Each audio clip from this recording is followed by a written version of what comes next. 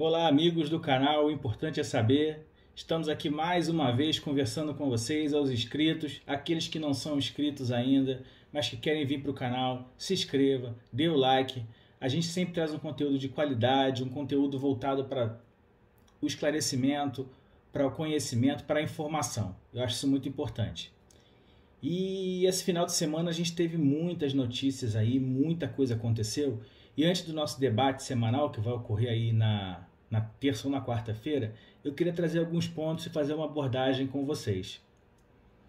Primeiramente, eu queria falar sobre o caso ocorrido no Maracanã, no jogo Flamengo e Bahia, onde, segundo o jogador Gerson do Flamengo, houve uma atitude racista do jogador do Bahia.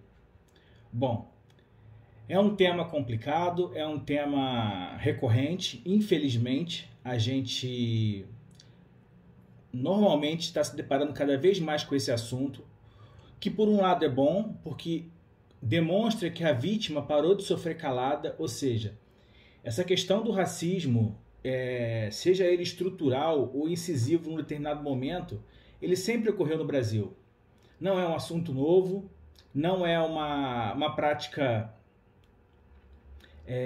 ausente, muito pelo contrário, ela é muito corriqueira e que tem que ser combatida.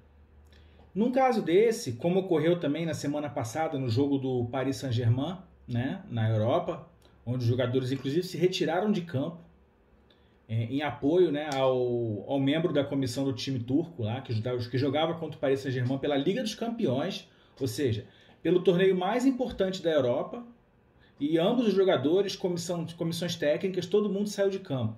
Eu acho que ali se demonstrou claramente uma atitude de total repúdio ao racismo.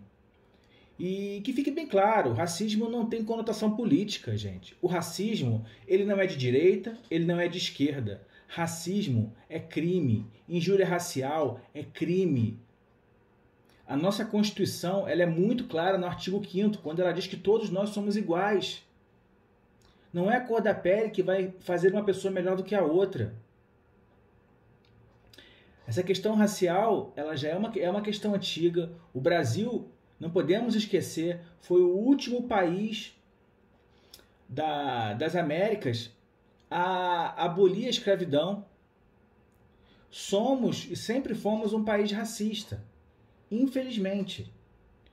E nesse momento, acho que a sociedade, ao invés de criticar ou ao invés de não concordar, ela tem que pensar em pôr fim a isso. A gente nos deparamos em Goiás, na semana passada, um menino de 10, 9 anos sofrendo no campo de futebol uma atitude racista. Até quando?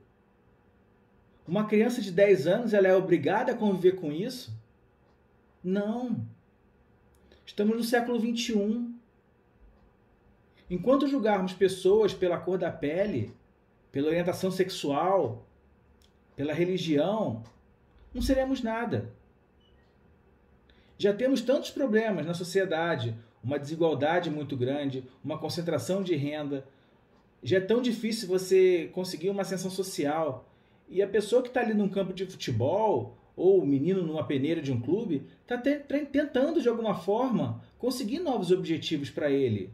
Conseguir dar condições para a família de uma vida digna, honesta. E se ele não conseguir, ele tem que não conseguir porque não teve capacidade. Não porque ele desistiu porque sofreu uma injúria racial ou mesmo o crime de racismo.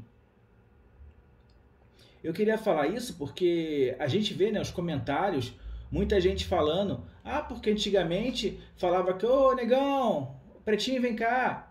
Gente, não é porque se faz antigamente, se é errado, que atualmente vai continuar sendo feito errado. Uma hora a gente tem que mudar.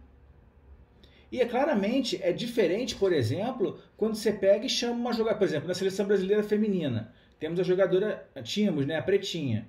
Ali era a forma que ela mesma se designava, na camisa dela constava o nome, né?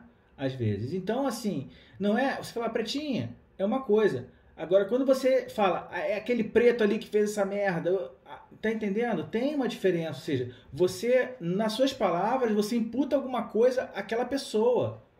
uma coisa ruim. Temos que parar com isso. O século passado já foi marcado por tanta coisa ruim relacionada a esse assunto. Não podemos esquecer. Estados Unidos, nossa, quantos filmes a gente nos deparamos aí recentemente contando a história do racismo? O quanto era difícil. E vamos insistir nesse assunto. Aproveitando o ensejo, eu queria até trazer uma indicação para vocês de um livro que eu li, que trata do assunto racismo no futebol, né? Que é esse livro aqui, ó, O Racismo no Futebol Brasileiro, do Igor Serrano.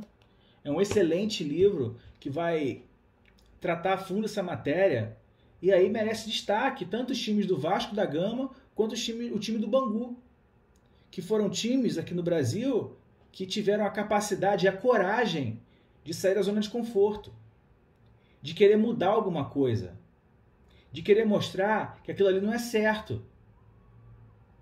E aí vai o mérito, porque você pensar diferente no momento que todo mundo pensa diferente, é muito fácil. Você fica na sua zona de conforto. Mas quando você pensa diferente, no momento que ninguém pensa diferente, que você se destaca por pensar diferente de todo mundo, aí você é mais forte, aí você tem mais valor. Porque, efetivamente, é isso que você tem que pensar e valer para você. Você tem que ser o que você é. Independentemente de posição política, de posição de maioria ou minoria. Quem é oposição porque não concorda. Ela não pode ser oposição simplesmente pelo fato de se opor a algo. E é aí que eu, mais uma vez, destaco a capacidade de certas pessoas de se sobreporem ao seu tempo. Pessoas que, às vezes, mesmo num contexto dominante, elas minoritariamente conseguem se destacar. E na história tivemos alguns exemplos. Não foi um nem dois. Então, assim, essas pessoas merecem grande valor. E o caso Gerson? O caso Gerson, na minha modesta opinião, tem que ser apurado. Se esse jogador efetivamente fez o que lhe foi acusado, ele não pode mais jogar nesse campeonato. Ele tem que ser suspenso. Agora, também não podemos, assim como a Constituição diz que todos são iguais perante a lei, também existe a presunção de inocência. Ou seja, a gente tem que equilibrar, sopesar essas duas situações. Vamos aguardar. O Bahia está apurando. O Flamengo também está ajudando nessa apuração. E vamos ver. Se houve racismo, punição máxima. Até porque o racismo, ele agride por dentro. Ele não deixa uma sequela física. Ele deixa uma sequela emocional. Aquele menino que foi xingado de preto naquele jogo, menino de 10 anos, de uma peneira em Goiás. Esse menino tem que ter nele um trabalho muito bom de psicólogo, porque senão ele vai levar isso para o resto da vida. E não dá mais, gente. Nós estamos em 2020, quase 2021. Já é hora de pararmos de discriminar minorias, de atacar camadas menos favorecidas. Isso não é ser de esquerda ou ser de direita. Isso é ser humano. Isso é ser digno. Isso é ser justo. E essa matéria vai ser divulgada mais no canal. Vamos entrar essa matéria com um debate sobre esse assunto. Mas eu queria apenas deixar registrado essa questão porque foi muito complicado. Outra questão também que eu queria falar aqui com vocês foi uma questão que ocorreu na minha cidade na semana passada. Um acidente de trânsito que vitimou uma família. Pai, mãe e uma criança de 1 ano. O motorista está preso. O teste do bafômetro acusou níveis alcoólicos bem acima do permitido. E ele está preso preventivamente. Mais uma vez, infelizmente, mais uma vez, nos deparamos com uma situação dessa. Um empresário bem-sucedido. Já aconteceu no futebol também, na música. E na vida real também acontece, ou seja, não precisa ser artista famoso. Esse empresário está sofrendo uma pressão muito grande na cidade, uma cidade pequena, e ele está preso preventivamente, mas seus advogados já impetraram habeas corpus e está na iminência aí de ser julgado. Eu vi muitos comentários nas redes sociais criticando os advogados do homem que vitimou a família, né? E muitos criticando também a questão da classificação do crime em dolo eventual. Eu só queria deixar aqui, até pelo pouco conhecimento que eu tenho jurídico, mas não nessa área criminal, mas que eu acho que eu tenho alguma coisa que eu posso deixar, algum conhecimento. O delegado, quando ele falou em dolo eventual, ele foi corretíssimo.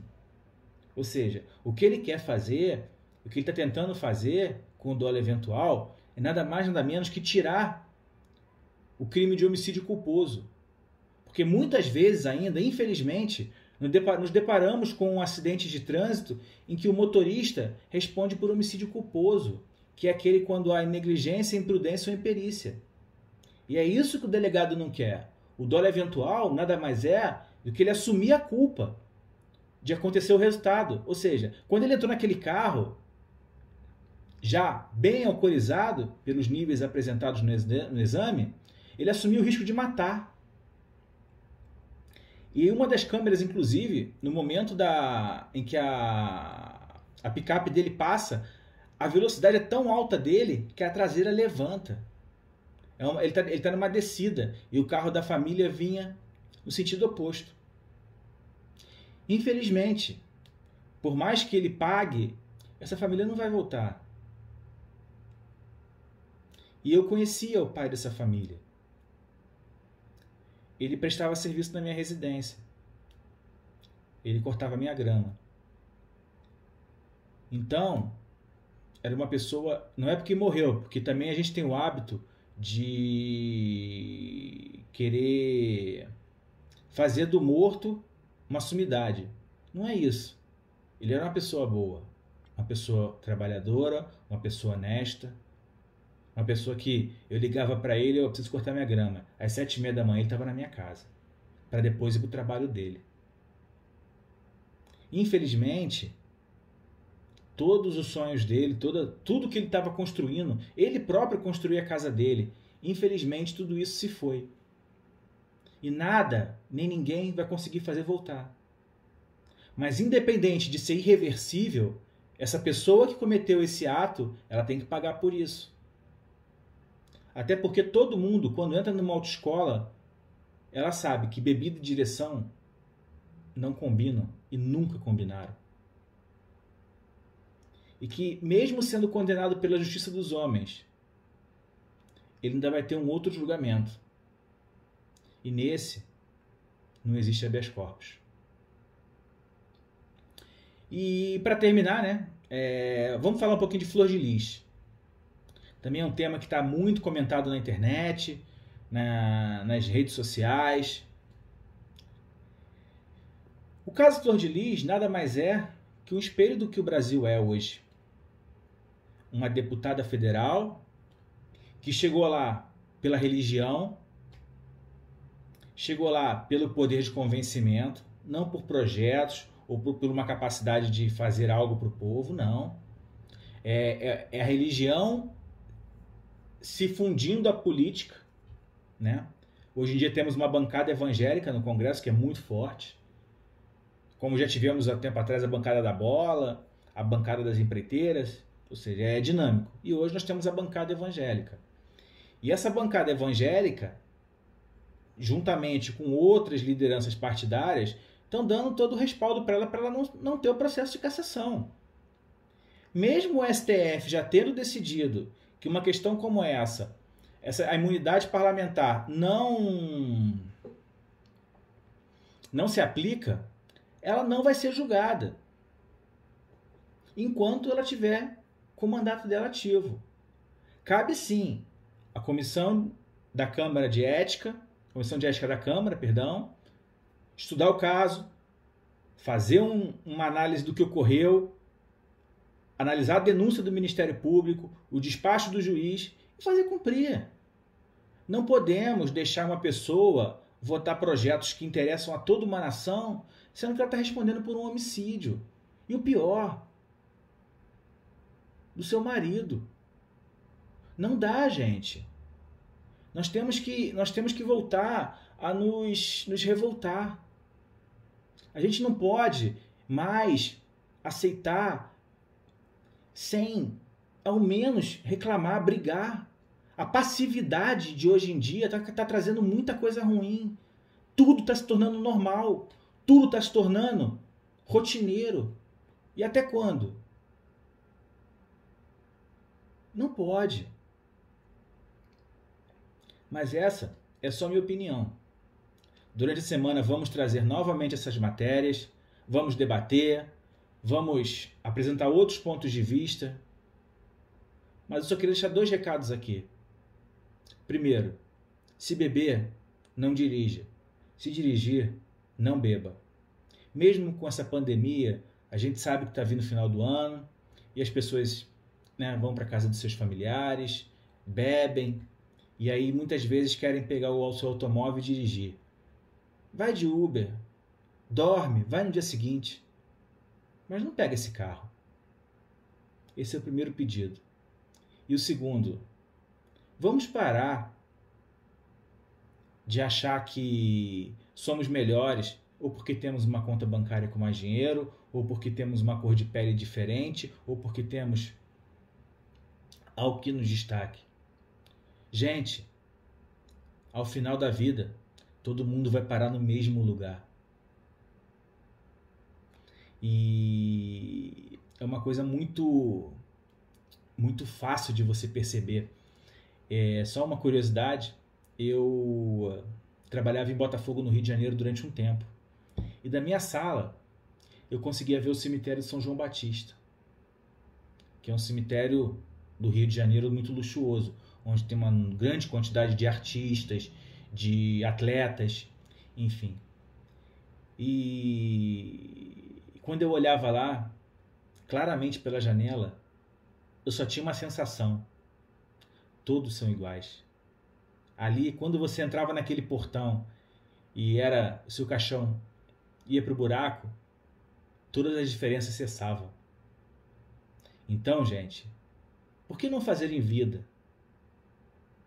Por que não mostrar que nós podemos sim combater o racismo no nosso dia a dia?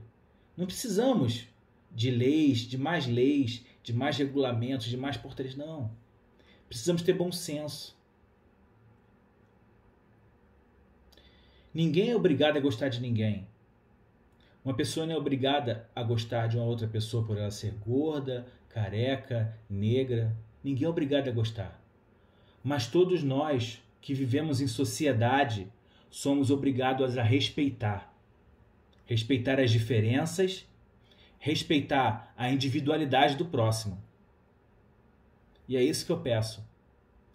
Vamos respeitar uns aos outros, mesmo que esses outros pensem diferente de nós. Um grande abraço a todos, uma boa noite, desculpa o desabafo e até!